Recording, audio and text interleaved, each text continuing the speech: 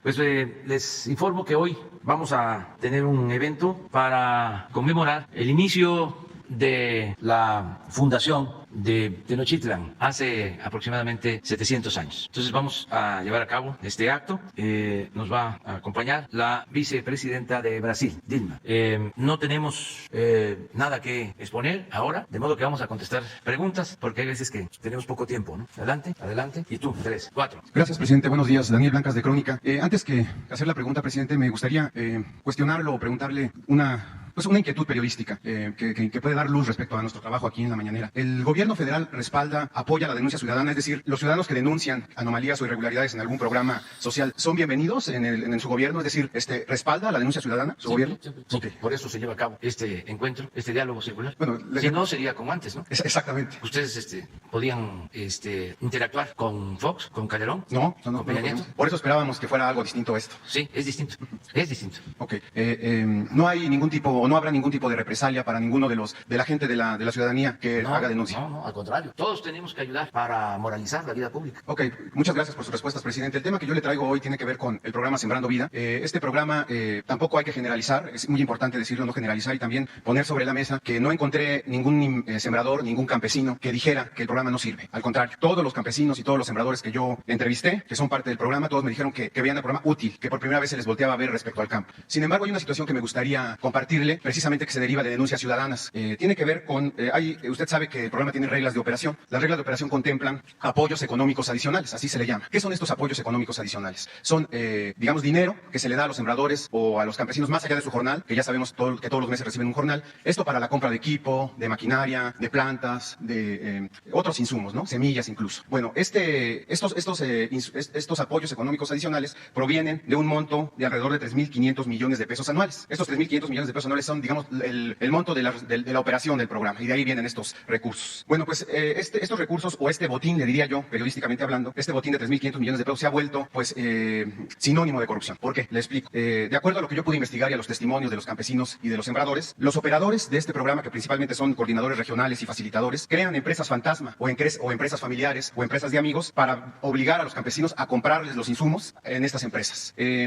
A veces son insumos de baja calidad, a veces son innecesarios, no tendrían que ser parte del proceso de Sembrando Vida, a sobreprecios. Imagínese que, por poner un ejemplo, una pala que en un pueblito cuesta 250 pesos, encontramos palas de 400 o de 500 pesos a sobreprecio. Entonces, esta situación creo que es importante que la conozca su gobierno. Yo le pregunto si usted contemplaría la sustitución, porque ¿quiénes son estos operadores que hacen estos negocios, presidente? Son políticos, son buscahuesos, como le decimos periodísticamente hablando. ¿Usted estaría o contemplaría sustituir a estos políticos buscahuesos por gente ciudadana o gente profesionista que conozca del campo, que sea técnico y que no utilice estas artimañas para hacerse de dinero público? Sí, desde luego. Además, lo que tú estás denunciando, de comprobarse, es un acto de corrupción que cae en la esfera del derecho penal. Es decir, hay que investigar y presentar una denuncia ante la Fiscalía. Y no tienes que hacerlo tú, lo hacemos nosotros. Nada más nos ayudas entregándonos la información que tengas y desde hoy mismo iniciamos la investigación. Nosotros no tenemos relaciones de complicidad con nadie. No hay privilegios, no hay impunidad para nadie, ni para mis familiares, ni para mis hijos, para nadie. El que comete un delito tiene que ser castigado, sea quien sea. Voy a recordar, porque eso es muy importante, lo que di a conocer en algún tiempo, pero para que no piensen que fue una instrucción pasajera. ¿No pones la carta, por favor? Entonces, sea quien sea. ¿Usted no conocía este tema, presidente? No. Y estoy constantemente recorriendo los pueblos y superviso el programa. Y es un programa de primera. Es un programa que significa apoyar a más de 400,000 sembradores. Es el programa de reforestación más importante del mundo. Es sembrar 1 millón de hectáreas. hectáreas de árboles frutales, maderables. Nada más para que tengan una idea, que en Estados Unidos destinan a la reforestación, aún con todo el esfuerzo que están haciendo para enfrentar el problema del cambio climático, $30 millones. Y nosotros destinamos $1.300 millones al año al programa Sembrando Vida. Entonces, nos das todos los datos, se hace la investigación, aquí mismo vamos a responder. Presidente, a veces... A ver, vamos, préstame el micrófono, de favor. Dice, me dirijo a ustedes con la instrucción clara y precisa de no permitir bajo ninguna circunstancia la corrupción, el influyentismo, el amiguismo, el nepotismo, ninguna de esas lacras de la política del antiguo régimen. Todos estamos obligados a honrar nuestra palabra y cumplir el compromiso de no mentir, no robar y no traicionar la confianza de los mexicanos. En consecuencia, les reitero, no acepto bajo ninguna circunstancia que miembros de mi familia hagan gestiones, trámites o lleven a cabo negocios con el gobierno en su beneficio o a favor de sus recomendados. Esto incluye a mi esposa, hijos, hermanos, hermana, primos, tíos, cuñados, nueras, concuños y demás miembros de mi familia, cercana o distante. Ustedes no tienen la obligación de escuchar propuestas indecorosas de nadie y en el caso de mis familiares, ni siquiera de recibirlos en sus oficinas o contestarles el teléfono. Nada de nada. Solo me resta decirles que de no cumplirse esta recomendación, se podría caer en actos de deshonestidad y en la esfera del derecho penal. Lo que te estoy diciendo. Si esto es para mi familia, pues aplica para todos los funcionarios, sea quien sea. Por supuesto que nuestro trabajo es traerle estos temas, denunciarlos y que ustedes actúen, pero me llama la atención que no haya una coordinación, una comunicación. ¿Por qué no le informan al presidente? Los documentos que derivaron en esta investigación están en atención ciudadana, algunos, otros están ya en la función pública. ¿Por qué no le informan sus...? Pues si están en la función pública ya están haciendo seguramente su trabajo. Pero usted no lo sabe, presidente. No, sobre este caso en particular, no. Presidente, hay otra situación que... Pero se va a investigar, ¿eh? Sí. O sea, nosotros no vamos a ser rehenes de nuestros adversarios conservadores. Ellos quisieran que nosotros fuésemos iguales para así tener más argumentos y atacarnos, debilitarnos. Pero no, por ahí no, llevamos años en esto. Estas son denuncias ciudadanas, no denuncias de políticos, presidente. No, sí, cualquier denuncia, pero se tiene que investigar y yo no estoy dudando de que sean ciertas, nada más que se tiene que saber. Aquí, ahora sí, que de parte de quién. Sí, cierro con esto, presidente, sobre el tema. Me comentan, efectivamente, como usted dice, que usted ha tenido un historial siempre cercano a la gente, ha recorrido los pueblos y ahí es donde tiene usted la oportunidad de rebotar estos temas. Lo que me comentan muchos de los grupos de campesinos es que no ha habido la oportunidad, quizás, no sé si por la pandemia o por esta situación, que en el último año, en los últimos meses, ha habido poca interacción del pueblo con el presidente. Es decir, que el presidente ya no es como antes, que se bajaba, que convivía con la gente. No sé si tenga que ver con lo de la pandemia o no hay oportunidad. También me cuentan que su círculo que lo va acompañando también les acota, digamos, o les tapa los caminos para llegar hacia usted. No sé si eso está ocurriendo, presidente. No, eso es falso. Entonces usted no lo nota ni siquiera por No, la yo pandemia. todo el tiempo tengo comunicación con el pueblo. Y siempre estoy cuidando eso, porque el político corrupto tradicional lo primero que hace es darle la espalda al pueblo. Se acercan al pueblo cuando necesitan los votos, fingen de que están con la gente, los abrazan, los apapachan. Y ya después no les ven ni el pelo, se esconden, no los atienden. Por eso estoy en contra de la compra del voto, entre otras razones. Porque cuando compran los votos, con despensas, con dinero, con tarjetas, llega la gente después a verlos, que ya ganaron, comprando voluntades, comprando lealtades, comprando conciencias, comprando votos, y hasta los corren. Les dicen, ¿a qué vienes? Si a ti ya te dimos. Es humillante, pero nosotros no somos así. Yo tengo comunicación permanente con la gente del pueblo. ¿Quieres que te narre cómo fue el pasado fin de semana? ¿Te lo narro? Para que veas la comunicación. Sí. Llegué a Villahermosa y de ahí me fui a Dos Bocas, a la supervisión de la refinería. Están trabajando en la refinería 30,000 obreros. Imagínense. Me subí a una camioneta y fui planta por planta. Me bajaba, tomaba fotos. No vaya a ser que por esto me cepille el INE. ¿Eh? Lo único que les pedía es, no la suban, hablando con la gente. Obreros de Tabasco, de Chiapas, de Veracruz, de Hidalgo, del Estado de México. 30,000. ¿Sabes qué me repetían? Porque llegó el momento de que no podíamos salir, porque era la hora del cambio de turno. Y salían y entraban. Entonces nos quedamos ahí, atrapados en el tráfico, en Paraíso. ¿Qué me decían? Voy a comentarlo. Gracias por el trabajo. Y voy a decir otra cosa que le va a molestar mucho a los conservadores, a mis adversarios. Relíjase. Relíjase. Decía, no, que no ven, que ya estoy chocheando y que además soy partidario de la no reelección, soy maderista. Ya hasta el 24 y me jubilo. Pero constante, fotos, nada más ahí, pues unas 100 fotos, guardando distancia por el COVID. De ahí nos fuimos a dormir a Coatzacoalcos, a un hotel que está en el malecón de Coatzacoalcos. Desde que llegamos, ya había gente esperando para tratarme asuntos. El día siguiente, ahí desayunamos, los meseros, el que nos atendió, un compañero, me empieza a decir de que su hija recibe becas. Tiene 2 hijas y las hijas reciben becas, están estudiando. Él muy contento. De ahí nos vamos a la refinería de Minatitlán, que se incendió una parte. Están todos los trabajadores, me explican cómo habían apagado el incendio. Aprovecho para agradecerles lo que hicieron. Tengo una reunión con los técnicos de la refinería. Salimos de ahí, nos subimos a una camioneta arreglada para ir sobre la vía del tren. paso por Ixtepec, así, supervisando, saludando. Por Comitancillo nos bajamos, supervisamos ese tramo que tiene 80% de avance. Me informan de que hay 2 tramos atrasados. Uno porque, aquí lo mencionamos, hay unos delincuentes, unas bandas que extorsionan a las empresas. Y otro porque de plano la empresa constructora no está cumpliendo, ya se le mandó aviso. De ahí nos vamos a ver en Salina Cruz un rompeolas que se está construyendo. ¿Con cuántos trabajadores me reúno ahí? Como con 200, los obreros, que están construyendo un rompeolas de 1.600 metros de largo, de 120 metros de ancho en el fondo del mar y en la superficie de 20 metros, como un muelle. Es una obra importantísima para darle quietud al mar y que puedan entrar barcos grandes a la descarga de contenedores. Una inversión de 4.800 millones de pesos. Pero no solo hablo con los trabajadores, hablo con los ingenieros que están a cargo de las empresas. Me quedo a dormir ahí ya tarde, porque llevamos a cabo en la oficina del puerto otra reunión. Me quedo a dormir en un hotel en Salina Cruz. Los trabajadores del hotel, todos, muy atentos, platicando con ellos constantemente. No tengo guardaespaldas. No olviden que al presidente lo cuidaban 8.000 elementos del Estado Mayor, que nadie se puede acercar al presidente. Ahora son 15 jóvenes, mujeres y hombres, que no saben de manejo de armas, de seguridad, que lo que hacen es ayudar a que la gente pueda acercarse y me ayudan a recoger peticiones, todo lo que me presenta la gente. De ahí, esto ya amanezco el domingo, de ahí me voy a la refinería de Salina Cruz, lo mismo con los trabajadores. Aquí se hizo una denuncia de que estaban abandonadas las casas en las refinerías de los trabajadores, de los técnicos. Voy a verlo, no es así. Termino mi recorrido, me reúno con el gerente y con los técnicos de la refinería y de ahí por carretera a Huatulco. Pero les puedo comentar, en este caso no, sé dónde están los restaurantes de Salina Cruz a Huatulco, donde se come bien en general. Las fondas, los restaurantes de México son muy buenos, muy buenos. Los más modestos son limpios. La comida, pues ya, de verdad, imagínense, un plátano macho maduro, asado, un caldo de frijol negro, una tlayuda, si ya hasta tengo ganas de irme a desayunar, que no va a ser tlayuda. Pero llego al aeropuerto, me vengo en Volari, las trabajadoras del avión, los pilotos, los pasajeros me ven y muchos me entregan cartas que hacen, me dicen lo que sienten. Ese fue mi fin de semana. Regreso en la tarde.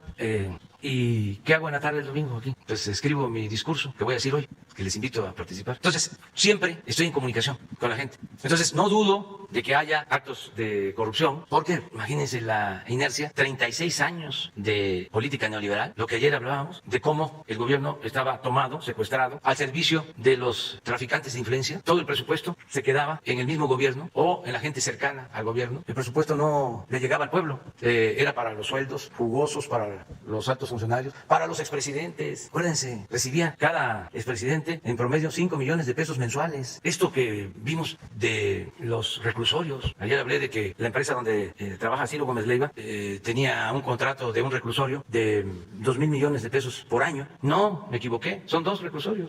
3.500 millones de pesos por año. ¿Qué tiene que ver el periodismo con esto? Entonces, ¿qué está pasando en el caso de los reclusorios? Bueno, pues se están haciendo descuentos, no se están cancelando los contratos, pero no hay, o son muy pocos, se cuentan con los dedos de la mano, de una mano, los medios que no tengan negocios, que realizan o que realizaban al amparo del poder público. El medio era una forma de presionar al gobierno para obtener contratos jugosos. Entonces, eso ya no se puede. Cuando me dices lo de Sembrando Vida, claro que lo vamos a investigar y que se sepa de que no vamos a permitir ningún acto de corrupción. Para cerrar el tema, presidente, y sin perder el hilo, uno, como le decía, uno pudiera esperar que hubiera más rebote de sus funcionarios, que la función pública ya lo hubiera enterado de estos porque hay expedientes ahí. Vemos muy fantasmal a Irma Heréndira. La pregunta es, de cierre, si está usted pensando en un cambio en la Secretaría de la Función Pública y lo otro, que le enviara un mensaje usted a los campesinos, a los sembradores, porque esta conferencia la ven muchos de ellos, más que nada de orientación. Si están ellos obligados, con los recursos que reciben de manera directa, a comprar los insumos que los operadores les obligan o les inventan. Nada. Y que me ayuden, como les solicito apoyo a todos los ciudadanos, para denunciar los casos de corrupción. Vamos todos a purificar la vida pública. Es que ese es el meollo de todo. Si acabamos con la corrupción, si desterramos la corrupción, se va a lograr el renacimiento de México. Ese es el mal que más daña, que más aqueja. Y eso fue lo que se fomentó en los últimos tiempos. Y el gobierno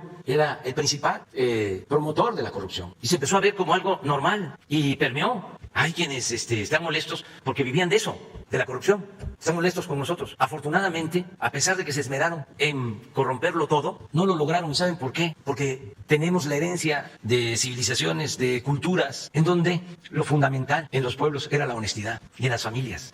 Tenemos una gran reserva de valores culturales, morales, espirituales, y eso no pudieron destruirlo. Es como el intento persistente de destruir a las culturas indígenas, incluso declarándole la guerra a los grupos indígenas, exterminándolos, con la justificación de que eran incultos, que había que civilizarlos, salvajes. Porfirio Díaz decía que se querían adueñar de las tierras nacionales. Imagínense, cuando los dueños originarios de todo México eran los indígenas. Es la verdad más íntima de México, más profunda. Entonces, siempre quisieron destruirlos. No pudieron. Ahí están las comunidades de los pueblos con sus culturas resistiendo el racismo. Soterrado, que este es un pueblo, desgraciadamente, nuestro país padece todavía de mucho racismo. Expresiones de que hay que mejorar la raza. Procura que se mejore la especie. No tiene la culpa el indio, sino el que lo hace compadre. Eres naco. Ya les platiqué de cómo cuando fui jefe de gobierno estaba yo inaugurando una réplica de una cabeza olmeca en Santa Fe con el que era gobernador entonces, Miguel Alemán, que nos entregó esa réplica para la ciudad. Estábamos en un cruce en Santa Fe. Yo estaba preocupado precisamente por eso. Y se alargan los discursos, pero ya iba terminando el acto. Ya nada más faltaba que hablara yo. Iba yo a ser muy breve, porque estábamos expuestos ahí. Cuando en una de esas pasa una señora en una camioneta de estas de lujo y me ve así, y baja la ventanilla, no sé si con manigueta o en automático, y me ve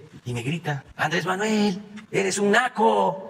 Eso está ahí, pero no han podido con las culturas. Bueno, llegaron a que muchos negaran sus orígenes. Conozco comunidades indígenas en donde su organización social, su vestimenta, sus costumbres, sus tradiciones, todas indígenas, pero no hablan la lengua. ¿Por qué? Estigmatizaron eso. Cuando debe ser un orgullo, porque esa es nuestra identidad. Fue tan fuerte, ha sido tan fuerte el racismo, de modo que tenemos que seguir cambiando, transformando, avanzando, haciendo a un lado la hipocresía y no detenernos en la transformación. Y claro que va a haber oposición conservadora, va a haber reacción, siempre hay. Nada más que ahora ya no se permite, o al menos nosotros no aceptamos la simulación, la hipocresía. Imagínense de que la embajada de Estados Unidos, el gobierno de Estados Unidos, esté financiando a grupos políticos que están en contra nuestra, que les den dinero a los intelectuales, escritores mexicanos. ¿Cómo me voy a quedar callado? Si eso es una violación a la Constitución. Voy a estar pendiente de la respuesta del gobierno estadounidense, porque voy a exigir de que se suspenda ese financiamiento. ¿Cómo un gobierno extranjero va a financiar opositores? Nosotros vamos a Estados Unidos a meternos en la vida política de ese país. ¿Vamos a financiar a grupos opositores? No. Entonces vamos a seguir exigiendo que dejen de financiar a estos grupos políticos que están en contra de nosotros, que se pueden financiar con los traficantes de influencia de México que están molestos con nosotros, que lo hagan. Pero ya es el colmo que el gobierno de Estados Unidos, a través de su embajada, le entregue dinero a opositores nuestros. Yo ni entendía bien de dónde había salido lo del artículo 19. No, pues ahora ya lo entiendo. Reciben recursos del gobierno de Estados Unidos. ¿Dónde está la objetividad? ¿Dónde está el profesionalismo? ¿Dónde está la independencia? Y hasta un portal que no nos quiere, sin embargo, hizo un reportaje, porque aún con las diferencias que tenemos, hay quienes aceptan cuando consideran que tenemos razón. ¿No tienes el reportaje de Sin embargo? Es que esto ayuda mucho, porque la mañanera la ven muchos, no es para presumir. Entonces, sí, a los campesinos son libres para denunciar, para no aceptar ninguna imposición de nadie, que los manden al carajo. Pues eso es otro asunto. Estamos gobernando bien, estamos avanzando como equipo y ya veremos hacia adelante. A ver si no está. Ya me fueron a acusar a la OEA, Imagínense, la OEA. No ha habido. Por eso lo estoy de nuevo mencionando. Y no lo voy a dejar de decir hasta que yo tenga una respuesta. Porque esto es una intromisión en la vida pública de México. México no es una colonia, no es un estado asociado. México es un país independiente, libre, soberano. Miren, pero no tiene volumen, o no es un video. Le pedimos permiso, sin embargo, que conste que ya lo dijimos. Miren.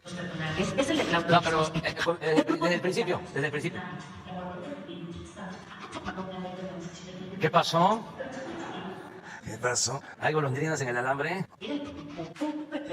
Organismos en los sexenios de Carlos Salinas, Ernesto Zedillo, Vicente, un grupo de empresarios e intelectuales que fueron colaboradores en secretarías u organismos en los sexenios de Carlos Salinas, Ernesto Zedillo, Vicente Fox y Felipe Calderón, hoy se oponen a las políticas de la actual administración federal a través de organizaciones no gubernamentales. El personaje más visible y a quien el presidente Andrés Manuel López Obrador ha señalado de estar detrás de desplegados y amparos es Claudio X González Guajardo, quien fue coordinador de asesores de Luis Telles en la campaña de Ernesto Zedillo y posteriormente fue jefe de la Unidad de Prospectiva y Proyectos Especiales de la Presidencia. También destaca María Amparo Casar, quien preside Mexicanos contra la Corrupción desde julio de 2020. Se desempeñó como coordinadora de asesores del panista Santiago Krill en la Secretaría de Gobernación en el sexenio de Vicente Fox. Investigadores que han escrito acerca de las organizaciones de la sociedad civil en México reconocen que dentro de estas siempre hay intereses, ya sean políticos, religiosos o económicos, que delinean las causas que promueven, y muchos de sus integrantes han tenido relación cercana con los gobiernos. Organizaciones de la sociedad civil, obviamente más vinculadas con el sector empresarial, sobre todo aquella sociedad civil organizada a través de lo que se conoce como las instituciones de asistencia privada, que básicamente funcionan pues con dinero justamente privado, con dinero de los privados o de los particulares, y que evidentemente contribuyen a la atención y solución de problemas del orden público. Un grupo de empresarios.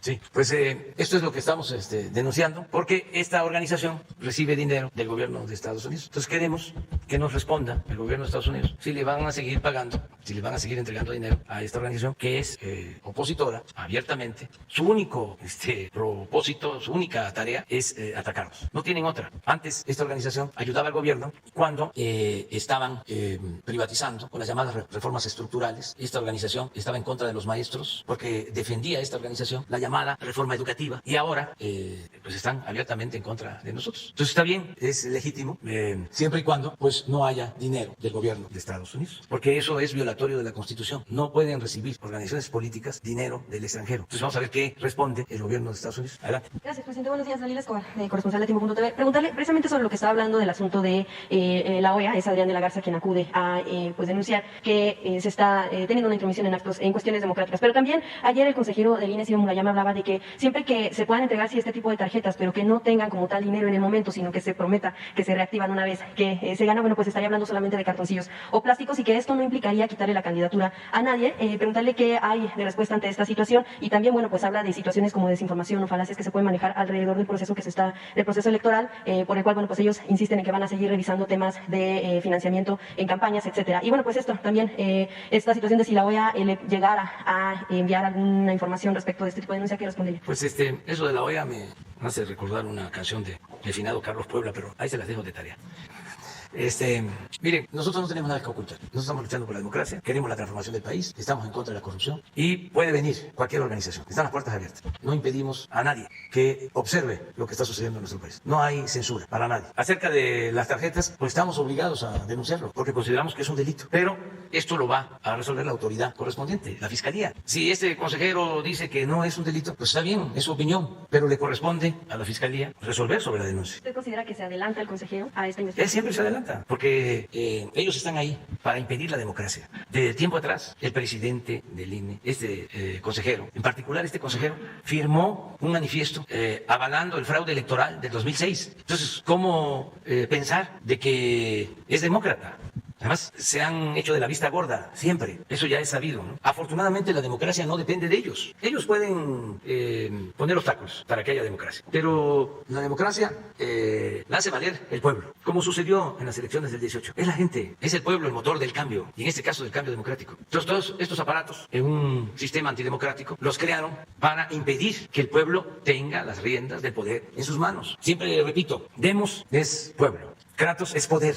Por eso es democracia, es el poder del pueblo. Y aquí, en nuestro país, no había democracia porque el pueblo no tenía el poder. ¿Quién tenía el poder en México? Los potentados, los políticos corruptos, los traficantes de influencia, los intelectuales orgánicos, la prensa vendida o alquilada. Ese era el poder. El pueblo no contaba, la mayoría de los mexicanos. Las decisiones se tomaban arriba, en la cúpula. Por eso, ahora las cosas son distintas. No nos adelantemos, hay que esperar que la Fiscalía General de la República decida. Y todo el mundo tiene derecho a ir a la OEA, a la ONU, a cualquier organismo internacional. Qué bien que está este tema como debate. Y lo más importante es que se pueda detener la compra del voto, el tráfico con la pobreza de la gente, la entrega de despensas, y que ayude la gente, que ayude todo el pueblo a denunciar, y que también el día de la elección no solo vayan a votar, sino que se queden ahí cerca, cuidando hasta que se tenga el acta, y cuidar que no se vaya la luz, y cuidar que no vayan a saltar las casillas. Todo lo que hacen los mapaches electorales, todo lo que ha significado la antidemocracia en México. Pero va a depender de la gente, no de un consejero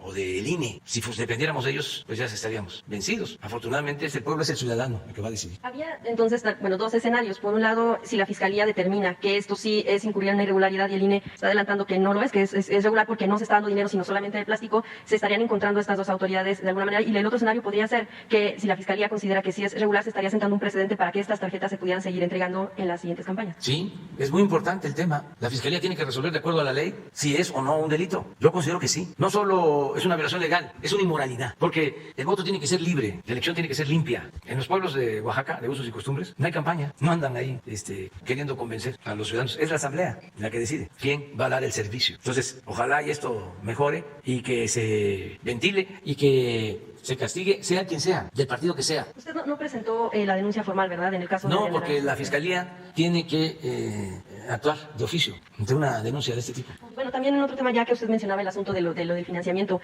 a grupos opositores por parte de fondos de Estados Unidos, pues también sale ya Diego Fernández de Ceballos, no sé si vio la respuesta que le dio en torno a esta relación que usted hace. Lo que dice es que, bueno, le imputa delitos graves y que él estaría dispuesto, o le pide a usted que ponga fecha para que él venga a Palacio Nacional y escuchar los argumentos, No, escuchar las pruebas. Hay nanita.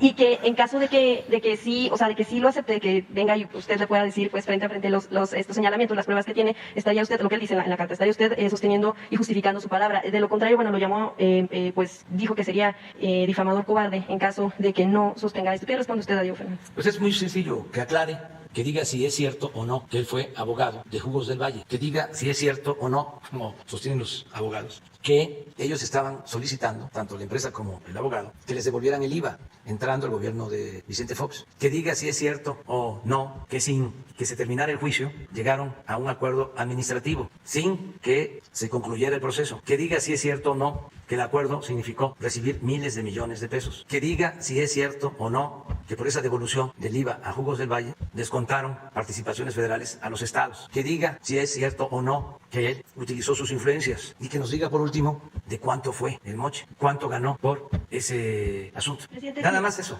Sí, Y ya, ¿para qué vamos a estar hablando? Es público y notorio que tenemos diferencia. Solo si él llegara a denunciar, usted estaría dispuesto a sostener los dichos, a presentar las pruebas. Si él llegara a proceder. Sí, si él dice que lo que yo estoy diciendo no es cierto, él estaría en su derecho de denunciarme, pero yo no digo mentiras, tengo las pruebas. Y precisamente sobre eso que usted menciona también, ayer hablaba del caso de dos exgobernadores de Coahuila, Rogelio Montemayor y también Rubén Moreira. Hablaba de que el empresario Alonso Ancira pues incluso pagaba viáticos al exgobernador. También sabemos varios antecedentes que tiene el exgobernador Rubén Moreira, y precisamente hace unos minutos hablaba usted de no establecer relaciones de complicidad y de que se tiene que sancionar a quienes hayan cometido irregularidades. Preguntarle si en algún momento usted presentó denuncia por esto que usted tenía conocimiento en el caso de estos exgobernadores, y en caso de no, ¿cuál sería la razón? Porque, bueno, pues a final de cuentas ellos continúan en cargos legislativos, también en pues coordinar incluso campañas, como representantes incluso ante el INE. Preguntarle si usted en algún momento presentó este tipo de denuncias y si no, ¿por qué no hacerlo y por qué no permitir que se llegue a la justicia en estos casos y que se sancione a quienes han incurrido en actos irregulares? Fíjese que en el caso de Rubén Moreira me enteré hasta hace 4 o 5 días. Pero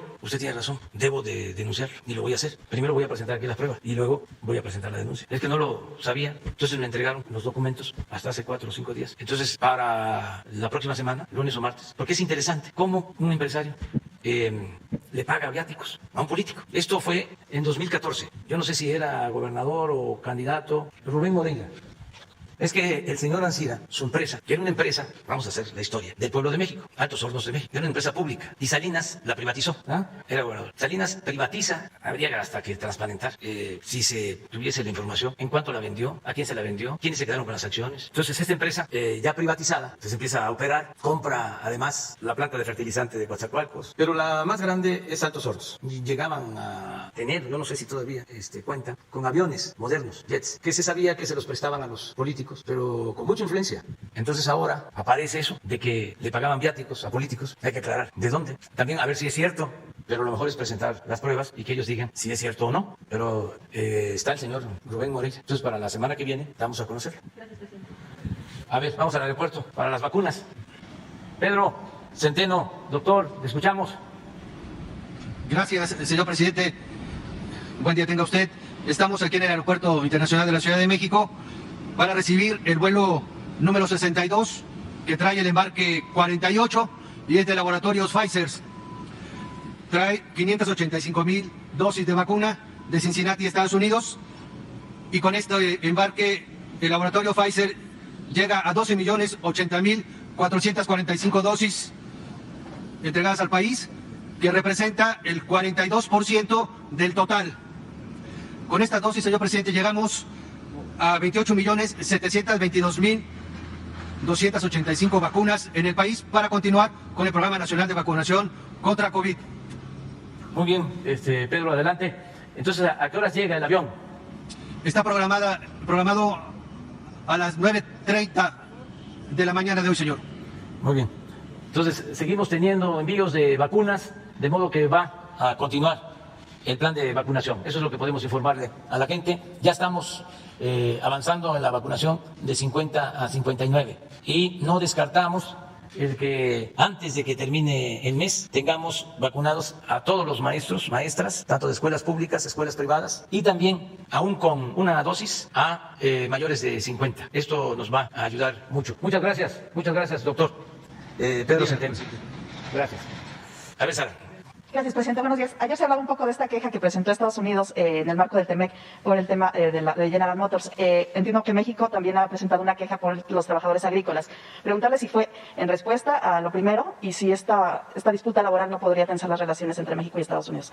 No, no tiene nada que ver eso, ¿no? Son cosas distintas. Incluso nosotros ya dimos respuesta a la denuncia de Estados Unidos porque, en efecto, en la planta de esta empresa se llevó a cabo un recuento para resolver sobre la titularidad del contrato y hubieron muchas irregularidades en la elección, que eso es lo que están denunciando del gobierno de Estados Unidos. Y tienen la razón, porque ya nosotros lo habíamos constatado, ya se había denunciado. La Secretaría del Trabajo ya había actuado descalificando esa elección, que fue violatoria a la legislación laboral. Entonces ya se dio una respuesta de que se tiene que reponer el proceso de elección y que aceptamos la recomendación que hace el gobierno de Estados Unidos, que tienen razón y que no deben de haber fraudes en la elección de dirigentes y en las asambleas para decidir sobre la titularidad de los contratos colectivos. Lo otro es distinto, es otra cuestión. La queja que presentó México Sí. sobre los trabajadores Sobre los agrícolas. trabajadores, sí. Esto es por violaciones a los derechos laborales. Sí. Eso Porque lo van a llevar en el marco del TEMEC también. Sí, es recíproco. O sea, así como ellos pueden presentar quejas sobre la situación de trabajadores que laboran en nuestro país, nosotros también podemos presentar quejas si hay violación a los derechos de los trabajadores en Estados Unidos. Este es el caso para, Ese es el para caso. México. Sí. ¿Esto entonces no podría tensar las relaciones entre ambos países? No. Es algo bueno del tratado. Antes no se incluía esto. Fue una demanda del gobierno de Estados Unidos y en particular de los demócratas para que aprobaran el tratado. Establecieron ciertas condiciones que coincidían con lo nuestro. Por ejemplo, lo de la democracia sindical. Nosotros habíamos aprobado una reforma laboral en ese sentido. Entonces, los demócratas querían que se estableciera eso en el tratado. Nosotros dijimos sí. Y por eso se llegó al acuerdo. Y claro que estamos nosotros en condiciones de cumplir al pie de la letra. Como también cuando se había negociado mal de que entrara el petróleo como un bien sometido a intereses de los tres países, dijimos no, la política petrolera la definimos los mexicanos. Y eso llevó a suspender las pláticas y a momentos de tensión, pero al final quedó como nosotros lo planteamos. Presidente, ¿qué detectaron en el caso de los trabajadores agrícolas? Que se No violentan- tengo no tiene más datos. el detalle, pero sí, seguramente es maltrato, violación de sus derechos, y sí vamos a estar pendientes para que no se abuse de los trabajadores. Ya, y solamente preguntarle sobre el tema de los niños migrantes, ¿cómo va la ampliación de la infraestructura que pusieron en marcha? Pues está avanzando, hemos tenido ya 2 reuniones con gobernadores del sur, con los presidentes municipales de la línea fronteriza de México con Guatemala. Está atendiendo esto personalmente la directora del DIF. Se están mejorando los albergues que se tienen. Se van a equipar otros con todo el personal especializado, atención médica, psicólogos, trabajadoras sociales, todo para proteger a los niños. ¿Cree que nos y a las puedan después niñas. dar un informe de a cuánto se amplió Sí, los espacios? sí, vamos a informar, pero todavía estamos en la etapa inicial, pero sí les vamos a informar. Me tengo que ir porque tenemos el acto de la fundación de la ciudad y todavía tengo que pasar a desayunar. No me vaya a dar un váguido. Nos vemos entonces mañana y con Jesús para los datos. Muchas gracias, muchas gracias.